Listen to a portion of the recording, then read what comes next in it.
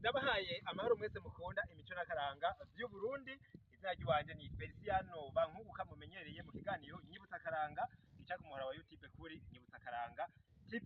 Kandi ndabashimiye cyane ukuntu muri benshi mushigikira ikiganiro mugiterera mu byo tuba dukeneye kugira ngo gishobore gushikira benshi bashoboka aho bari ku mpande zose z'isi, aha mu Burundi no mu makungu. Ego igikorwa ni cya kindi nyene, ni uguteza imbere ururimi rw'ikirundi. Mwarumvise n'umugambi wo gushira ikirundi ku mbuga hwaniro kuri Google Translate.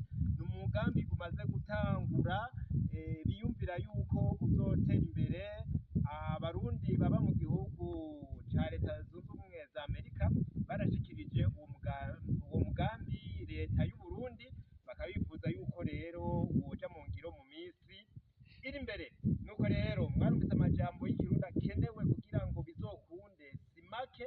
Igikorwa rero si gito, nuko umurundi wese ashobora, mbere n'abanyamahanga bashobora guterera mu bishoboka byose. Hari uburyo buzoba bukenewe n'abarundi bazoba bashoboye guterera ayo majambo bo bazi ikirundi kugira ngo ico gikorwa kizokunde. Hakenewe uburyo, hakenewe n'abakozi. Nuko rero muri uwo mugambi rero turabandanya twegeranya ibikorwa byose bijanye n'ikirundi, yaba amayagwa, yaba indimburo, byose tuguma tubikora. Nuko rero Nyibutsa Akaranga TV iri ngaha kugira ngo ibandanye ifasha muri ico gikorwa cyo guteza imbere ururimi rw'ikirundi. Uyu munsi rero nabateguriye iki?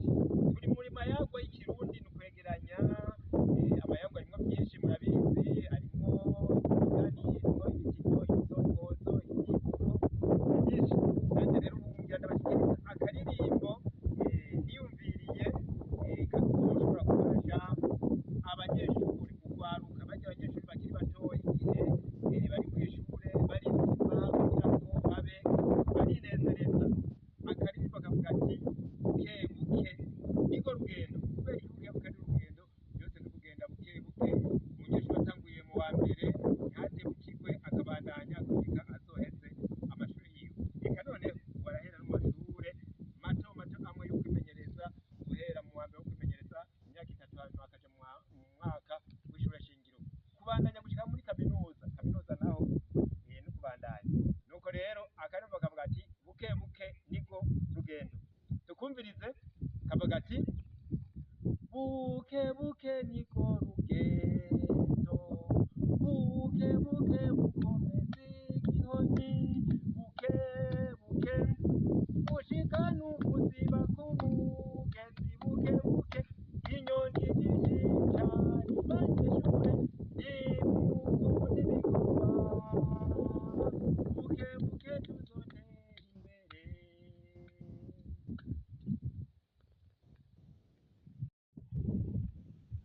Abavyeyi bacu bama batwitaho, abarezi bacu nibata hasi mu kuduha inyigisho n'indero dukeneye.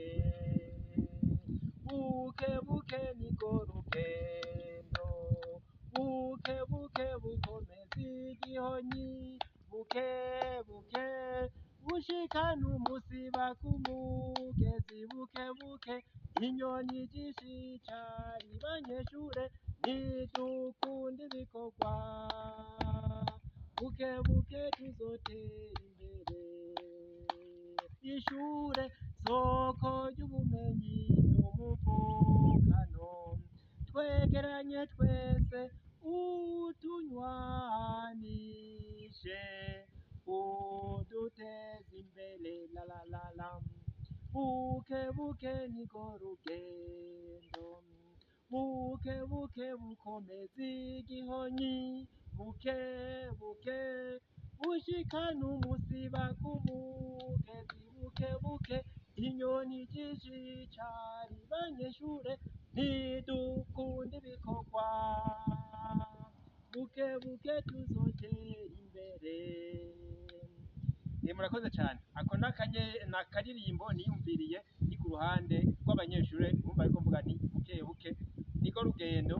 Ico gihe ngitangura kukiyumvira umva nari umunyeshure, nuko ndiko ndahanura abandi banyeshure mvuga nti buke buke niko rugendo. Hariho abashaka kudebukirwa ukumva ngo turahevye ngo amashuri ntaco amaze, ni ukubatera intege bakabona yuko ishure ari ingirakamaro, ariyo ituma umuntu ashika ku vyo yipfuza kugira azoshobore gushika ku rugero rw'abaganga, rw'abigisha, n'aba bose mubona bari mu bibanza bihambaye vy'igihugu bifata ingingo, nuko baba baraciye ku ntebe y'ishure. None abanyeshure mubandanye mutere imbere buke buke, nirwo rugendo, ntimucike intege. Ndabasezeye mwese rero, mugire amahoro. Abanyeshuri ndabipfurije gutangura umwaka mwiza w'ishure, kuko twaramaze kumva yuko ugiye gutangura kw'igenekerezo za 16 Nyakanga umwaka w'2024 aha mu gihugu cacu c'Uburundi. None rero mwese mugire amahoro, abanyeshuri muze mugire umwete, mwige mumenya. Murakoze mwese.